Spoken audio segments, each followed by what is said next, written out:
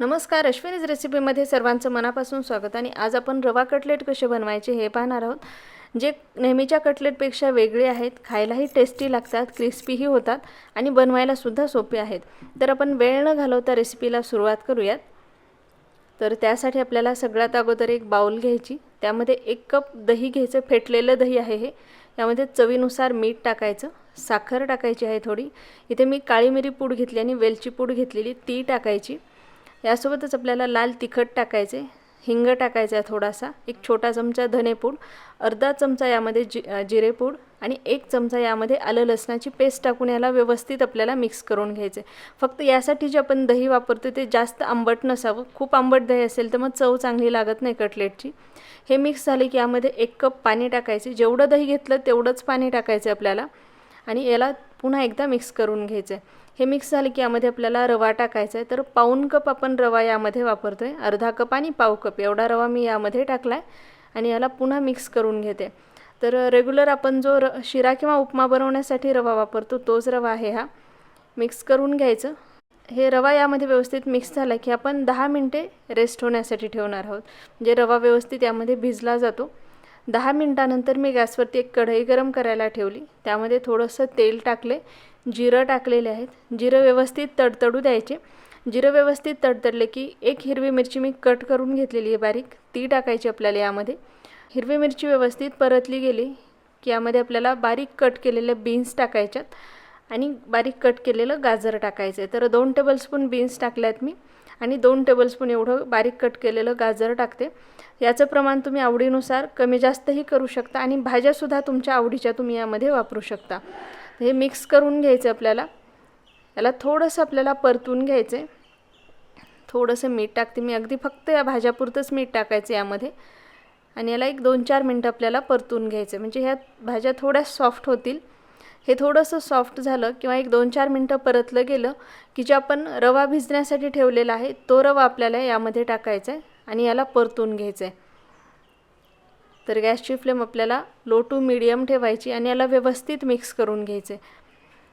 तर हाय फ्लेमवरती न करता लो टू मीडियम फ्लेमवरती बनवायचे, म्हणजे रवा व्यवस्थित शिजला जाईल आणि हे मिश्रणही जसं आपल्याला हवं आहे तसं होईल. तर याला हलवत राहायचं आपल्याला.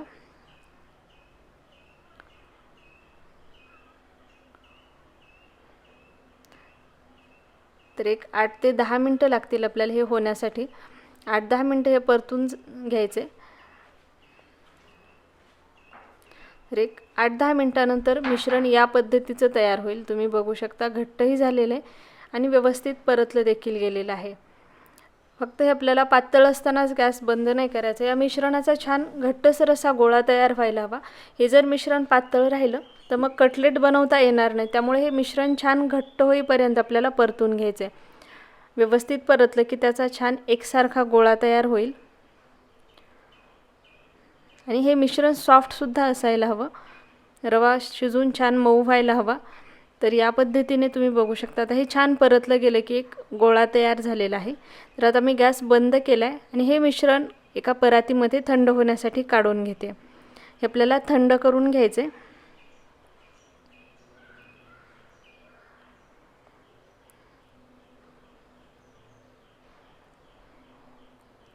थोडंसं थंड झालं की याला आपल्याला हाताने मळून घ्यायचं आहे. तर मळून घेतल्यामुळे याला एक बाइंडिंगसुद्धा छान येतं. त्यामुळे आपण हे थोडंसं मळून घेतो आहे. खूप जास्त मळण्याची गरज नाही, थोडंसं फक्त एक 2-3 मिनटं मळून घ्यायचं.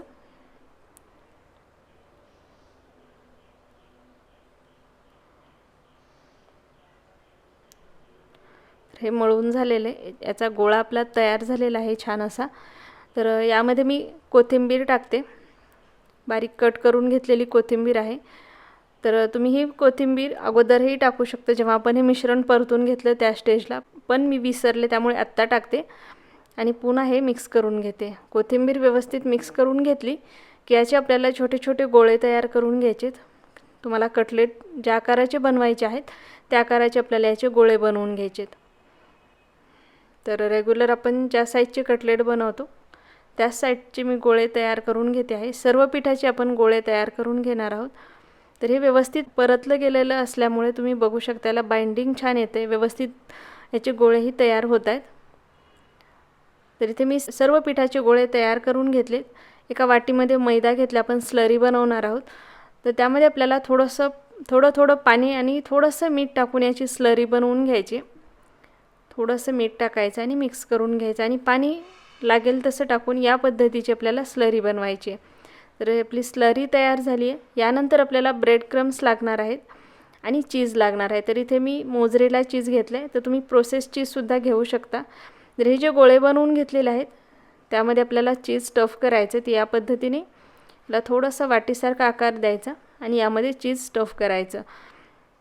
तर तुम्ही चीजच्या ऐवजी भाज्यासुद्धा आवडीनुसार यामध्ये स्टफ करू शकता किंवा विदाऊट स्टफिंगसुद्धा हे कटलेट बनवू शकता. आणि पुन्हा याला व्यवस्थित आपल्याला कटलेटचा आकार द्यायचा आहे. तर या पद्धतीने कटलेट बनवायचे. ही जी स्लरी आहे त्यामध्ये आपल्याला हे डिप करायचं आणि ब्रेड क्रम्समध्ये टाकायचं आणि याला आपल्याला व्यवस्थित ब्रेड क्रम्स लावून घ्यायचे, त्यामुळे हे छान क्रिस्पी होतात. तर या पद्धतीने याला व्यवस्थित आपल्याला ब्रेड क्रम्स लावून घ्यायचे.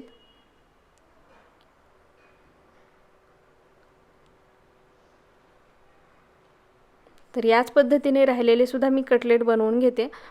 तर हे जे मिश्रण आहे हे तुम्ही फ्रीजमध्ये सुद्धा स्टोअर करू शकता. 3 ते 4 दिवसासाठी या पद्धतीचे गोळे तयार करून ठेवायचे आणि जेव्हा तुम्हाला कटलेट तळून घ्यायचे त्यावेळेला काढून तुम्ही स्लरीमध्ये डिप करून ब्रेड क्रम्स लावून याच्या ऐन वेळेला कटलेट बनवू शकता. 3 ते 4 दिवस एअरटाईट डब्यामध्ये जर ठेवले तर 3-4 दिवस व्यवस्थित राहतात. तर या पद्धतीने आपल्याला हे कटलेट बनवून घ्यायचे. तर सुरुवातीला मी यातले अर्धेच कटलेट बनवून घेणार आहे.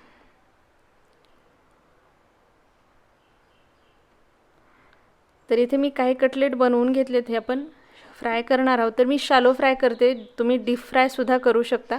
तेल व्यवस्थित गरम झालं की यामध्ये आपल्याला हे कटलेट फ्राय करून घ्यायचे. तर डीप फ्राय, शालो फ्राय दोन्ही पद्धतीने हे करू शकता तुम्ही. गॅसची फ्लेम मीडियम ठेवलेली आहे मी. मीडियम फ्लेमवरती व्यवस्थित याला फ्राय करून घ्यायचे आपल्याला. तर खूप सोपी रेसिपी आहे, नेहमीच्या कटलेटपेक्षा वेगळी आहे. तर तुम्हाला अशाच वेगवेगळ्या आणि नवीन रेसिपी पाहिजे असतील तर नक्कीच अश्विनीज रेसिपी या चॅनलला सबस्क्राईब करा. तसेच अश्विनीज रेसिपी या फेसबुक पेजलासुद्धा नक्की फॉलो करा. आणि जर तुम्हाला माझ्या रेसिपीज आवडत असतील तर नक्की व्हिडिओला लाईक करा, शेअर करा. तर हे थोडंसं फ्राय झालेले आपण दुसऱ्या साईडने याला पलटून घेऊन दुसऱ्याही साईडने फ्राय करून घेणार आहोत. तर खूप छान होतात, क्रिस्पी होतात, खायलासुद्धा खूप टेस्टी लागतात आणि यामध्ये चीज स्टफ केलेलं असल्यामुळे मुलांना, स्पेशली लहान मुलांनासुद्धा खूप आवडतात. तर या पद्धतीने हे छान मी फ्राय करून घेतलेत. मस्त गोल्डन रंग येईपर्यंत आपल्याला हे फ्राय करून घ्यायचे, म्हणजे ते क्रिस्पी होतात. आणि जे आपण यामध्ये स्टफ केलेले चीज आहे ते सुद्धा छान मेल्ट होतं. तर तुम्ही बघू शकता हे मस्त फ्राय झाले, रंगही खूप छान आलेला आहे याला. तर याच पद्धतीने आपल्याला राहिलेले सुद्धा कटलेट तयार करून घ्यायचे. तर तुम्ही बघू शकता इथे मी काही कटलेट तयार करून घेतलेत, मस्त क्रिस्पी झालेत, रंगही मस्त आला आहे आणि खूप छान झालेले आहेत. तर हे तुम्ही सॉससोबत खाऊ शकता किंवा एखाद्या चटणीसोबतही खाऊ शकता. तर जे चीज आहे तेही तुम्ही बघू शकता मस्त मेल्ट झालेले. तर नक्की करून पहा, केल्यानंतर तुमच्या कमेंट्स नक्की कळवा आणि जर तुम्हाला व्हिडिओ आवडला असेल तर नक्की लाईक आणि शेअर करायला विसरू नका.